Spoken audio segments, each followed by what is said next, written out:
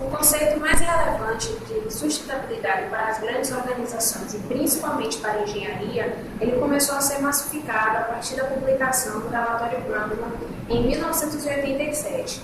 Esse relatório ele também é conhecido como Our Common Future, e já na época ele começava a apontar as incompatibilidades entre o sistema de produção e consumo, que na época eram os atuais, e que tenderam ao crescimento desde então. Com isso, as empresas começaram a perceber a grande influência das suas ações e os impactos no sistema no que diz respeito aos âmbitos do meio ambiente e da sociedade, e começaram a buscar diretrizes que as guiassem para as práticas sustentáveis, como, por exemplo, recorreram à ISO 14001. A ISO 14001 é a norma que rege todas as práticas ambientais e principalmente a implantação de um SGA, que é um Sistema de Gestão Ambiental. Esse Sistema de Gestão Ambiental, segundo a ABNT, que é a associação que rege todas as normas no Brasil, tende a fazer com que a empresa diminua o impacto negativo sobre o meio ambiente, de maneira que diminua os insumos que são considerados desperdício com as necessidades ambientais. Não só essas práticas ambientais contribuem para o crescimento da empresa, mas também a responsabilidade social. Dessa forma, a empresa consegue diminuir o risco de acidentes e também de sanções legais. Ela aumenta a sua produtividade, diminuindo e melhorando os processos e, principalmente, ela ganha visibilidade e competitividade perante o mercado e as instituições financeiras devido ao bom histórico ambiental. Uma das degradações presente no momento de perfuração é quando se injeta no poço uma quantidade de efluentes químicos, sendo esses efluentes o fluido. Esses fluidos eles podem ser à base de água ou à base de óleo. Os fluidos à base de óleo eles são altamente e economicamente inviáveis, pois eles são mais poluentes e também possuem um custo inicial mais alto também. Esses fluidos de perfuração eles são injetados pelo interior do tubo de aço até o fundo do poço, e retornando à superfície pelo espaço anular entre o poço e as paredes externas da tubulação. Uma grande importância desses fluidos de perfuração é que ele controla a pressão hidrostática do poço, ele limpa e resfria a broca e também consegue carregar os cascalhos provenientes do fundo do poço até a superfície. Bem, esses fluidos são altamente nocivos, né? E tal maneira, deve haver um descarte correto também em relação a esses cascalhos, que são elevados até a superfície. Então, durante anos, vem sendo feito análise e métodos de aproveitamento para que não degradam tanto o meio ambiente. E um dos métodos que não degradem o meio ambiente que é utilizando esses cascalhos na produção da cerâmica. Devido à extrema necessidade da água em processos químicos, o refino do petróleo acaba por não ser uma exceção para a utilização desse recurso tão precioso. E uma tentativa mais sustentável é a reutilização da água em refinarias.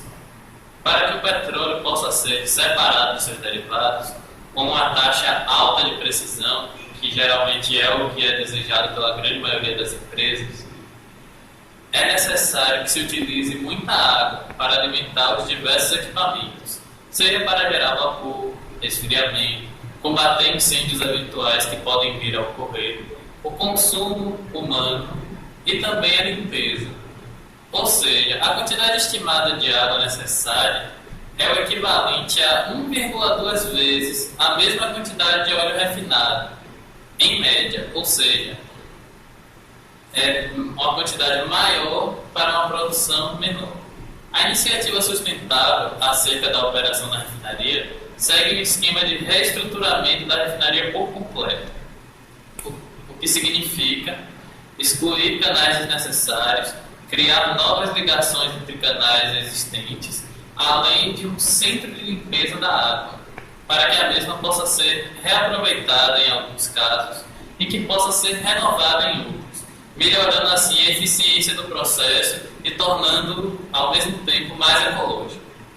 Podemos localizar dois obstáculos principais para a aplicação dessa iniciativa, que são o capital para investimento, onde muitas vezes as empresas preferem não arriscar, pois o retorno pode acabar demorando demais a vir, ou então o principal deles, que talvez seria uma grande parede para essas empresas, é a necessidade de parar as operações para que hajam obras de melhoria dentro da refinaria.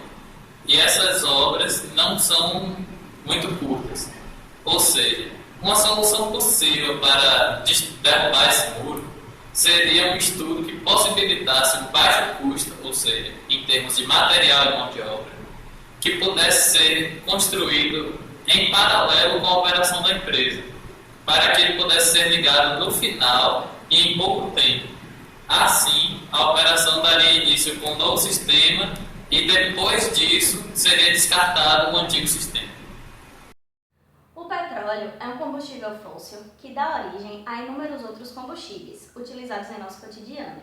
A diversidade da indústria nacional e a disponibilidade de recursos naturais dão aos países excelentes oportunidades para se desenvolver de forma sustentável, combinando crescimento econômico, inclusão social e conservação ambiental.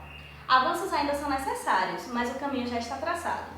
Como exemplo, podemos citar a Volvo, que é uma companhia sueca que fabrica veículos comerciais e se destaca como uma das maiores fabricantes de caminhões do mundo. Essa empresa começou a utilizar a tecnologia de caminhões híbridos no intuito de substituir grande parte do diesel.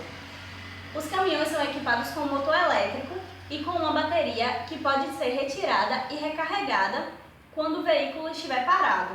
Esse caminhão híbrido é capaz de alternar entre uma condição silenciosa e livre de emissões ou com emissões muito baixas de gás carbônico, mesmo com grande capacidade da carga. Outro exemplo são as parafinas ecológicas. Como todos sabem, a parafina é mais um derivado do petróleo e é utilizada na prancha de surf, porém causa um grande impacto ambiental. Diante disso, também pensando na sustentabilidade, foi desenvolvida uma fórmula utilizando cera de abelha e outros produtos naturais a fim de reduzir a biodegradabilidade da parafina tradicional. Já estão disponíveis no mercado 4 modelos dessa parafina de surf ecológica. O asfalto, que também é um derivado do petróleo, contém, dentre outros componentes, os hidrocarbonetos aromáticos policíclicos, que se destacam por conta da sua ação cancerígena. São de maior risco para a saúde dos trabalhadores. Por causa disso, já é utilizado nos Estados Unidos há mais de 40 anos. O asfalto borracha começou a ser visto no Brasil por volta do ano de 2000. A adição do pó de borracha, extraído de pneus velhos ao ligante asfáltico, aumenta a durabilidade do pavimento em até 40% e começou a se popularizar entre as concessionárias das rodovias brasileiras. De acordo com Paulo Rosa, que é um engenheiro assessor de projetos especiais de ecovias, em geral, o pavimento do asfalto borracha é cerca de 40% mais resistente do que o asfalto convencional. Além disso, ele pode ser utilizado em qualquer rodovia com as mesmas condições da aplicação do asfalto convencional. De acordo com o que foi apresentado, o petróleo enfrenta dificuldades para entrar em harmonia com a sustentabilidade, devido principalmente por parte das microempresas, pois estas não têm mais dificuldades para se impor competitivamente no mercado financeiro. Enfim, a análise feita através do trabalho mostra que para a aplicação de métodos mais sustentáveis, muitas vezes é necessário repensar alguns fatores que podem ser financeiros e materiais ou de viabilidade. E isto, muitas vezes, pode se tornar um grande desafio para a empresa, pois apresenta grandes riscos quando se trata de um ramo ainda muito novo em termos de conceitos e aplicação.